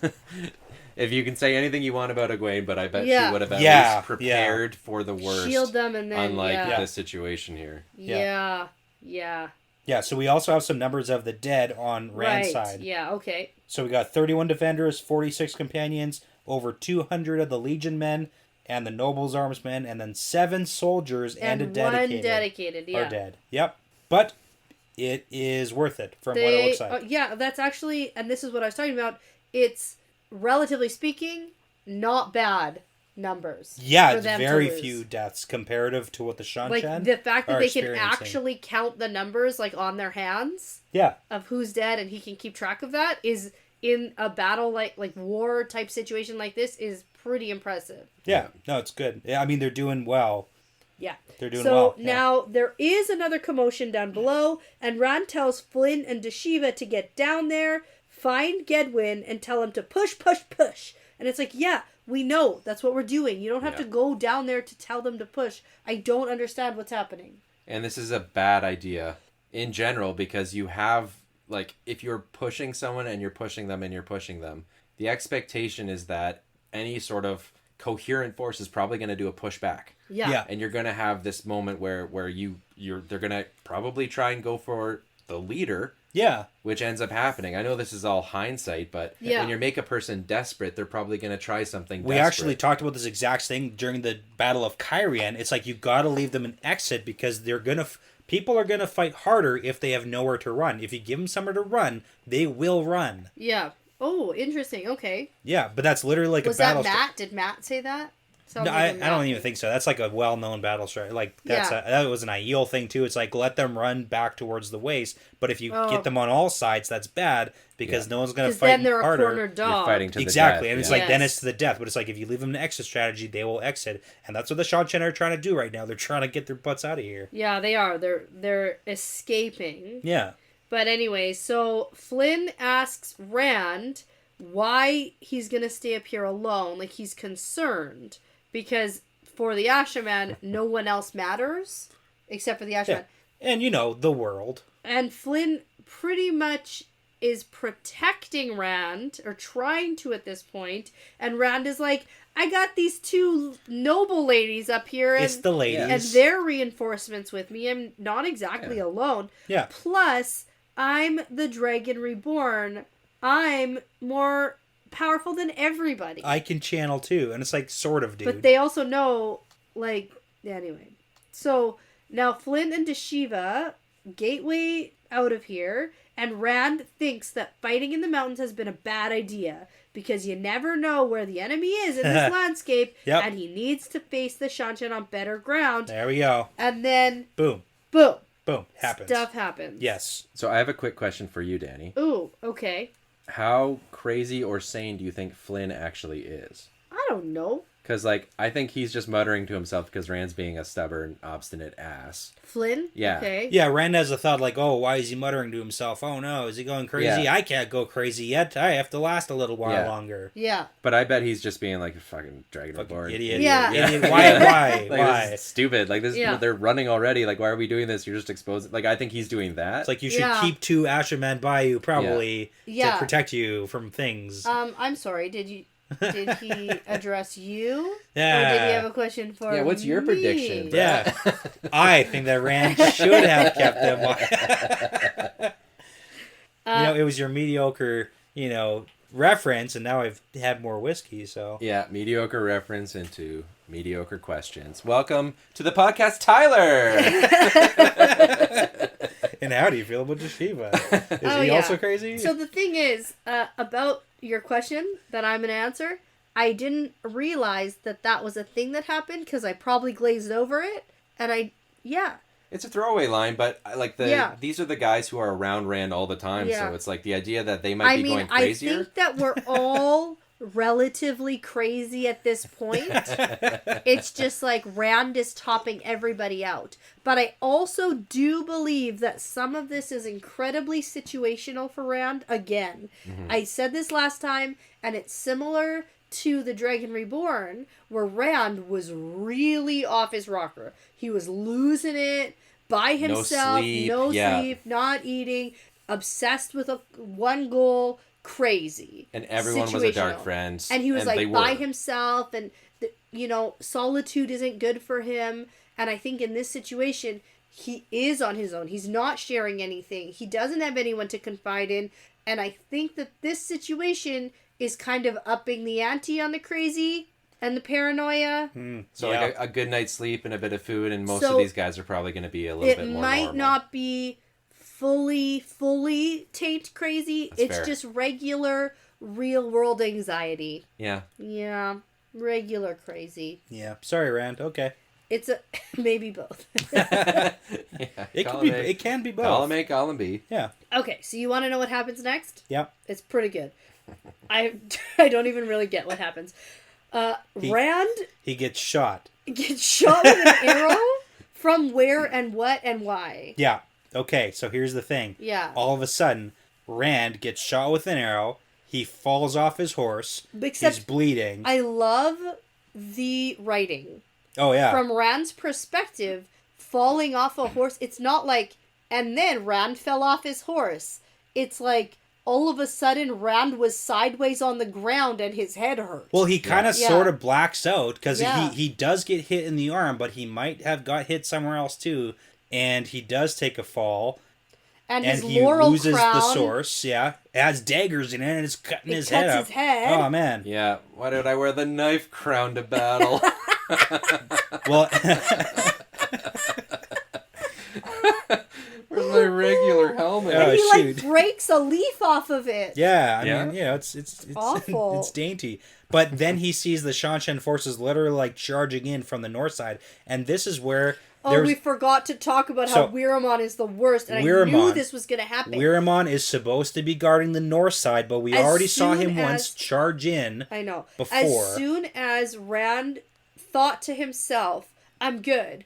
Bashir is on the south, and Weiramon's holding the north. Everything's fine. Yeah. I thought to myself, I bet he's not. Weiramon's Yeah. got I that bet locked this down. isn't fine. Yeah. And at this point in the book, if you don't know exactly why Weirman got outmaneuvered or understand it, Yeah. then like you haven't been paying attention to what he does in every single battle at every single opportunity, which Yeah. is he sees an enemy and he charges and he doesn't look back. Yeah. No. And he describes it especially later. That's He it. hates the guys who are on foot because he thinks they're super Disgusting. useless and Yeah. disgusting. He also he's not even for torturing the captives because he's like, gross, they're regular people, they're not even nobles, they won't know anything, what's the point? Yeah. So like his entire Weiramon's Yeah. hilarious. I And he love would it. never torture a noble. It's like, what are we you doing? don't torture a noble. It's like, I guess that's a justified reason to be against torture. I guess, however we got there. Okay. Anyways, that's Weiramon. Okay, so so that's why they got outflanked, and now there's a battalion of Seanchan storming in to try and kill Rand. And they get him, except just not good enough. Just not quite good enough. Now, Rand loses Sidene. And does he throw up again this time? I No, forget. it doesn't look like it. Okay.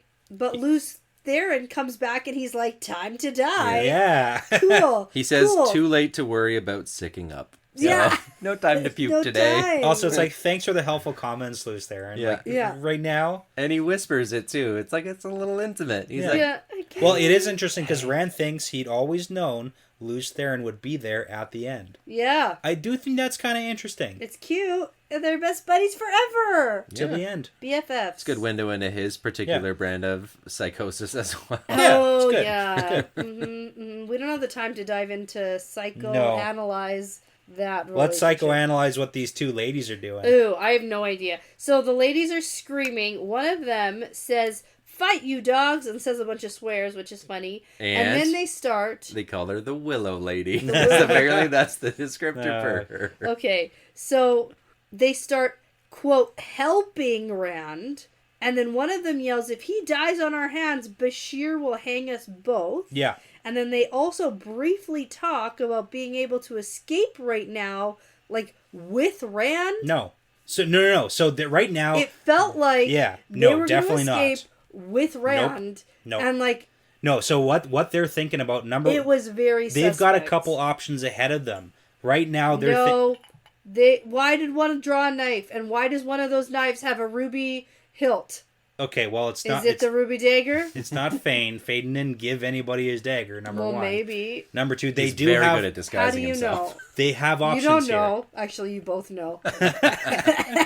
So Okay, but can I tell you? You're talking over me a lot. you're talking about Fane's ruby dagger, which does not have anything to do with this. But, like, Brett, I'm the first time reader, and I honestly don't know what the hell is happening. And a woman has a dagger, and there's specifically mentioned a ruby in the hilt of her belt knife. Okay. That Rand notices in his, like, state. You're telling me I'm not supposed to notice that? Of course I noticed that, and I wanted to talk about it, and you're brushing it off like it's nothing, and I felt like it was really something. All right. Okay, go on with your Fane theory. These are dark friends, and they want Rand dead or something. Somehow. They want Rand. They're talking about escape as if things are happening, like they've I don't know. It didn't really feel like they were helping Rand. It was really weird and suspect. No, you are completely right. They were definitely planning on getting away, but the idea of after everything you've seen, thinking that you can ride away from here, like they just went through an entire mountain range in 5 days because these guys can make gateways, and they're like, if we ride with like 50 guys out of here or whatever, it's like, that's not a good plan. They can dip out if the dragon is dead, which is why they maybe want to finish the job. It's like a maybe dead dragon versus a dead dragon. But Bashir doesn't just die. They already said he's going to kill him. Well, possibly. If they kill Rand and then leave, I think they want Rand dead. Yeah, but then Rand's alive. Also keep in mind, it might not be dark all these people are Rand's closest enemies. Yes. He literally brought the people who hate him the most to him to protect him. She literally draws her knife. Yeah. Whether or not the ruby in the hilt is like a stupid thing that's just in there for funsies or not, it's there, and she's clearly good at kill Rand. And then they're going to try to escape before Bashir gets here. Clearly, that's what I feel. No, I mean, I'm not arguing with you, because Rand brought his enemies with him. Yeah. Of course, this is why Tyler at the very beginning said, this might be a bad idea to keep your enemies close to you in battle, because, like... they'll turn on you. If this happens, they might try to off you real fast. Mm-hmm. And so no, Rand, don't send away your 2 Ashermen who are protecting you. And I don't think you're wrong by any means. I just think that their plan is also stupid. Yeah, it's all stupid, but there are these little tiny hints where I'm supposed to be like, ooh, what's the plot here? Did they shoot him, like, from behind with their people? Because I didn't understand that there was, like, an ambush coming in, even. Well, keep in mind, so Wiramon moved Rand out of the way. doesn't know what's going in. But we have Wiramon moving out of the way to let the Force in, hypothetically. By accident, in quotations, right? But then we also saw at the beginning of this chapter, Rand looking at everyone talking to each other and scheming. And are we supposed to play it off as Rand's being paranoid? Yeah. Or is he paranoid and right? And right. Yeah, because right now, from Rand's perspective, he's disoriented, he doesn't know what's going on, and at the same point, I don't know what's going on. I don't know that there's an ambush from the Seanchan coming in. Yeah. It could easily be from these ladies. So you're thinking that they shot him and then rode over right away. Yeah. Yeah. I don't know. Yeah, I honestly don't know what the frick is happening. Our guy whose perspective we're getting is eating grass right now. Literally, so, yeah. Literally, yes. That's fair. And she has a ruby in her dagger. Yeah. Well, I mean, the fate. You're gonna have to convince me more on the, But we don't get a lot of ruby daggers. Why does it say that? Another point though, also from the last Seanchan perspective, he literally noted that the first rule in Seanchan warfare is you kill the channelers first. Yeah. It's true. Makes sense. I know. Okay.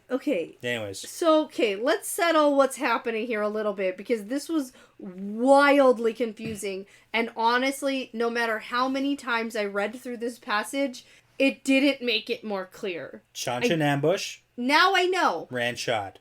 Got it. Bashir comes to save the day. Cool. And more. MORR. Yes. Yeah. More. Yeah. Maybe you roll the R. Why would you? I don't know. Anyway, the first R is silent. Yeah. He's not as good at healing as Flynn is, and we literally just sent Flynn away. Yeah. Shoot. Yeah, and they got to do the rough kind of thing where they got to shove the arrow back through his arm. It's very it's like a page of like Rand getting healed, but he's not dead today. Yeah. But as Moore is healing Rand, Luce Theron is back to yelling, "Kill him! Kill him!" So, keep my eye on Moore here. Okay. Yeah. But Rand thanks Moore for healing him, and Moore looks surprised. With an exclamation mark for some reason as well. Well, Rand, I don't know. How he's interpreting people's looks, I'm hesitant on. Yeah. We're unreliable narrator. Let's not take Rand at face value on reading people. Is it an exclamation in your guys' copies too? An exclamation on what? On surprised. In the middle of this, like, hyphenated sentence.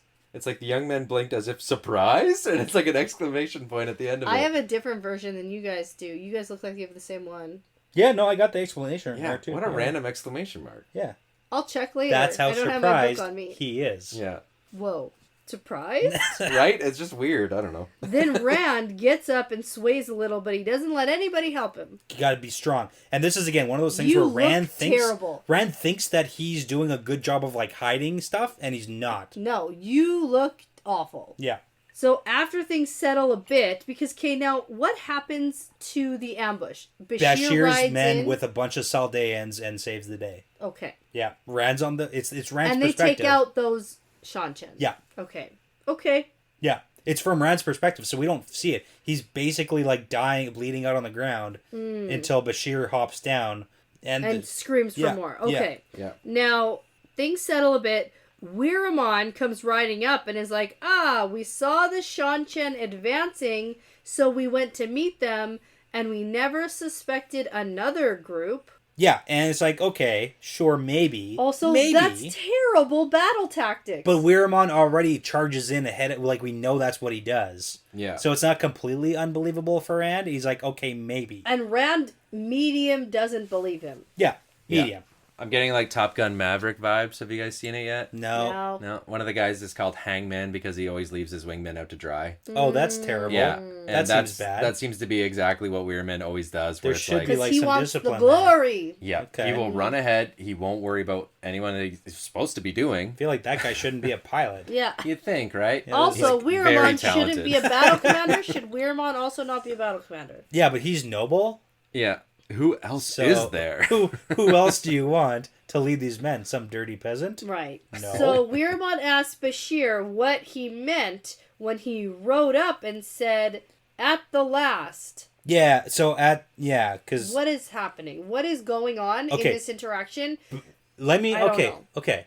Bashir rode up and hopped off his horse after Rand got shot, right? And he looked a little bit suspiciously at the ladies because, it's pretty suspicious. They were acting weird. Bashir is loyal to Rand. We know that. Yeah. And Bashir said it would be like this at the last of it. So, okay. Rand's just like, what did you mean when you said that? You rode in, you hopped off your horse, and you said that. What's really going on here? Oh, I thought like Wiramon was asking. Okay, No. so it's Rand. It's like, Asking hey, Bashir, Bashir. what do you mean? Yeah. And Bashir, at this point, is able to enlighten Rand and says they're pulling back. It looks like this is basically the last of all the Seanchan groups in this mountain pass. Yeah.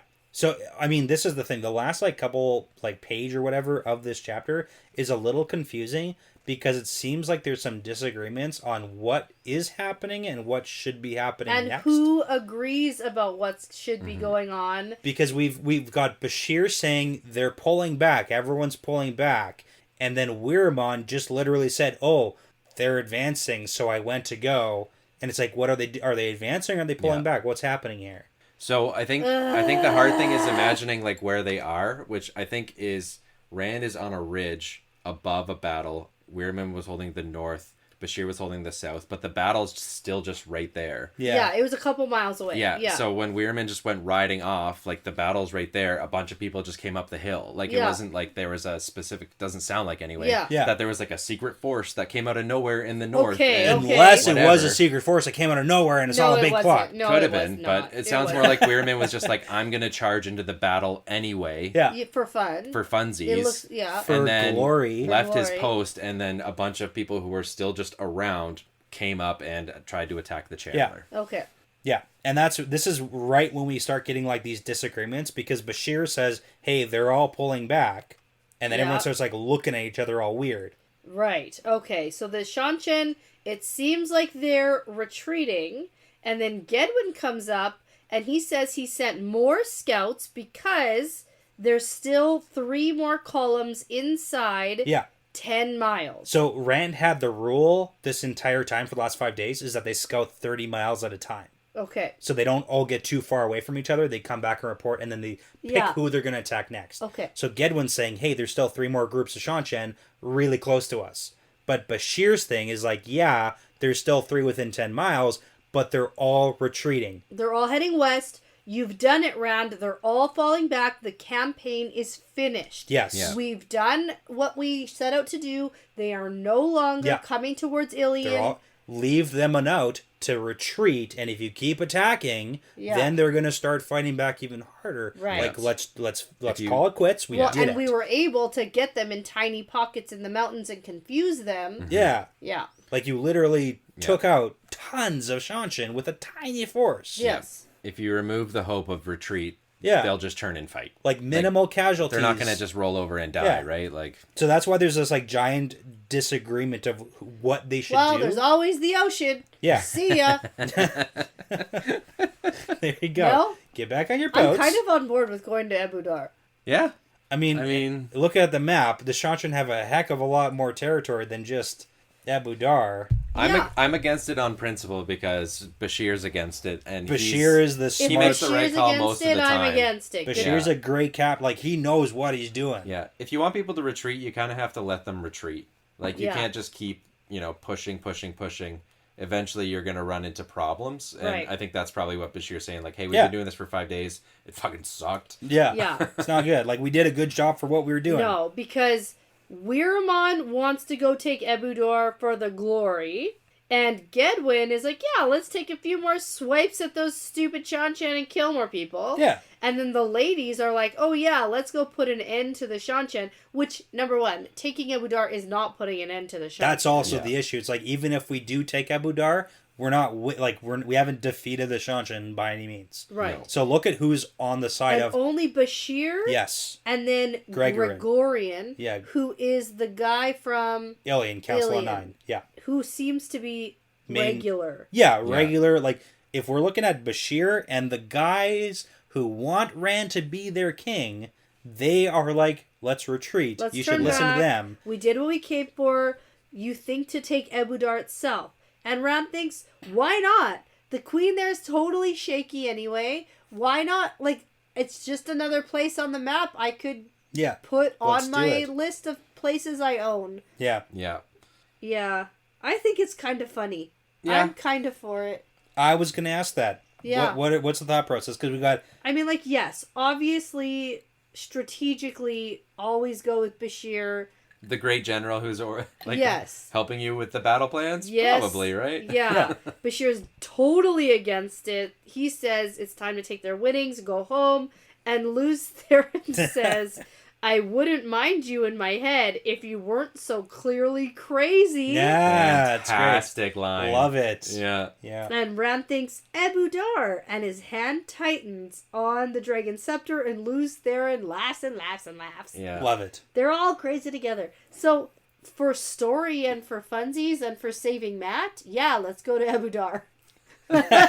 That's my mentality at this point. Oh. Yeah. We need to get to Ebudar. Matt needs help. Let's go. And Rand is the guy to do this. Apparently. I think Bashir's thing is probably like, hey, we're going out into the open now. Yes. Everything that we've been doing different. until now, was like 5,000 was fine. They were divided up. It worked great. Yeah. This is a completely different battle that we need to prepare for, and Rand's just like, let's just go. What if we just did it? Well, here's the thing. Super Here's the thing. So we don't have a definitive statement here that they are in fact gonna go and try and conquer Ebudar right now. No. But what are you thinking? They'll probably regroup and whatever. We had it kind of confirmed by Luz Theron's reaction. I mean, him cackling isn't confirmation, but but him saying that Rand is mad. Like, clearly Rand's doing the decision that isn't like, I'm going to go back and recoup. So here's the thing. It's been a while since I've done my favorite chapter. Ooh. And I just want to say that the next chapter is my favorite chapter of the Path of Daggers. Well, and that's interesting because next chapter... we are, again, doing one single chapter to cover. It's a long one. It's long. It's called A Time for Iron. Iron. Oh. What did you just say? Oh, no. Iron? Iron. Oh, no. Iron. A Time for Iron. How do you say aluminum? Aluminum. What's wrong with iron? Canadian. Is this a dagger situation again? No. Dagger. Iron. Bagel. Bagel? What's wrong with bagels? Wagons. Wagons. Car. Roofs. Cars. Oh, no, we're getting all Canadian. Okay. Whatever. Next chapter, chapter 24 is my favorite chapter. It's good, you say. That's my favorite. Allegedly. Allegedly. I never said it was good. I don't know. Okay, so it's your favorite, but it might not be good. Yeah, okay. I can't remember which book it was, but there was one that was Brett's favorite chapter, and you're like, this was your favorite? Yeah. Flicker. Or maybe Homecoming. Yeah, it could have been a few That was different heavy. ones. That was Yeah. a few. Okay. That's the one I remember you being like, this is my favorite. And I was like, ugh. Favorite doesn't mean it's like, you know, the best. Yeah. In a most fun like way. emotion evoking, perhaps. Sometimes. Yeah. Okay. Well, let's get there, I guess. Yeah. That sounds good. Okay. Yeah. I think like being a Wheel of Time fan, if you enjoy emotional damage, you're gonna have a great time with this series. Absolutely. You know, it's Yeah. it's a theme. Yeah. It's a theme. Now, I also, for a second, thought about Matt as Taviran potentially pulling Rand. Ooh. Because we got that Matt as Taviran was pulling the band. Yes. And we've gotten before Rand Pulling Perrin. pulling Perrin Yeah. and even Matt at one point. Well, we do know the whole thing about the Matt three couldn't Taviran. leave, Matt couldn't leave. Yeah. But maybe, because we know, Rand all knowing, all best, whatever. Maybe Matt is in such need that he's pulling Rand to him, and that's why he wants to go to Ebudar. It's the three legs of the tripod. I freaking need Matt to be. We need to go get him, guys. Let's get him. Yeah. Let's go. I love that traveling was introduced into this series when it was introduced, but it does add the complication that you, like the main character, Rand, can be needed anywhere in the world at any time and could just go. Zip, zap, zip, zap. Yeah, it could be Matt pulling at him to, like, maybe Rand needs to come and lift that roof off of him, like, in 2 minutes, because we're taking he can I travel don't think it's that. anywhere, I don't think it's that Matt is it was a wall. It was a wall. being a wall lifted off of him. I think that Matt is in a predicament where he might potentially be some kind of in a prisoner situation. Because the Seanchan are in Ebudar and he's in Ebudar. Oh yeah, they've very much taken it over, yes. Yeah. And if even in the Seanchan's perspective, they're like, yes, Matt we is this, so stubborn, I can't imagine him like swearing the oaths just so he can leave, Yeah. I just feel like he's probably in a bad situation, like, politically. Sure, yes. Yeah. Yeah, I mean, or he could just lie and he would get out of it. It could go either way for him, right? Like, yeah, but he also does have a strange moral compass. Yeah. He does, He doesn't think he has one, but he 100% does. Yeah. So... No, he's the guy who will tell you he doesn't care. Let's go rescue Matt. When I think let's Do go it. to Ebudar, let's rescue Matt. That's where my mind's going, and I think that's my pull. Love it. Like, I could give a shit what Bashir is saying. Yeah. Let's go. You want to go get Matt? This is why she doesn't. This is why you don't lead armies. That's why. I can't have a full book without Matt. Yeah. That's fair. He can't be under a wall forever. No, I don't he's think dead. he's Yeah, still he there. died. Yeah, He I died don't under think the he's still wall. there. Yeah. It's been weeks, so if he is still under the wall, he's dead. Yeah, not ideal. Not ideal. Yeah. Nope. Okay. Okay. Thanks for being here, Tyler. Yeah, that was fun. Yeah, it's great. I'm excited to go read on. Yeah, that's why we did this as one chapter too. Yeah. Yep. Yeah, this was one chapter. Yeah, the next one's longer. We sure can talk. Hey, I feel like I know it happens every time I'm here. First of all, but I also feel like now that we know it's going to happen, it's good, right? When we're prepared for the lengthiness. Yeah. Yes. Yeah. Yes. And then nobody's stressed about having too many minutes. Mm-hmm. Yes.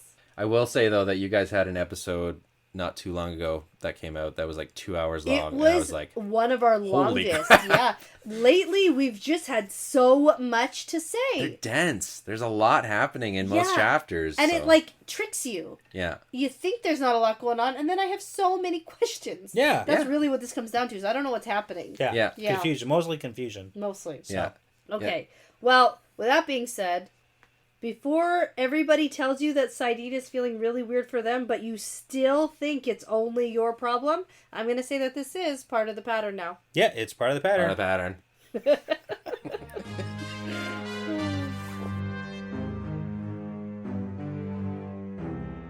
Well, that's the end of another fun episode. Thanks so much for listening, everyone. The Wheel Weaves is hosted by Dani and Brett, edited by Dani, produced by Dani and Brett, with Essen, Passion Socks, Mozyme, Moltude, Benjamin, Michelle O'Brien, Jamie Young, Cody Fouts, Megan Smiley, Jonathan Reese, Margaret, and Charlie Haz, with music by Audionautics. If you are interested in supporting us and the podcast, and also getting some really cool exclusive merch and access to early episodes and bonus episodes, you can check out our Patreon at patreon.com/thewheelweavespodcast. For general information about our show and us, like how to send us shot glasses, how to join our Discord, how to get in touch with us, things like that, for all things The Wheel Weaves, you can go to thewheelweavespodcast.com. Please be sure to give us that 5-star review because it really does make a huge difference. And tell a friend about us because referrals really are the best compliment. Thanks again for listening because this really is part of the pattern now.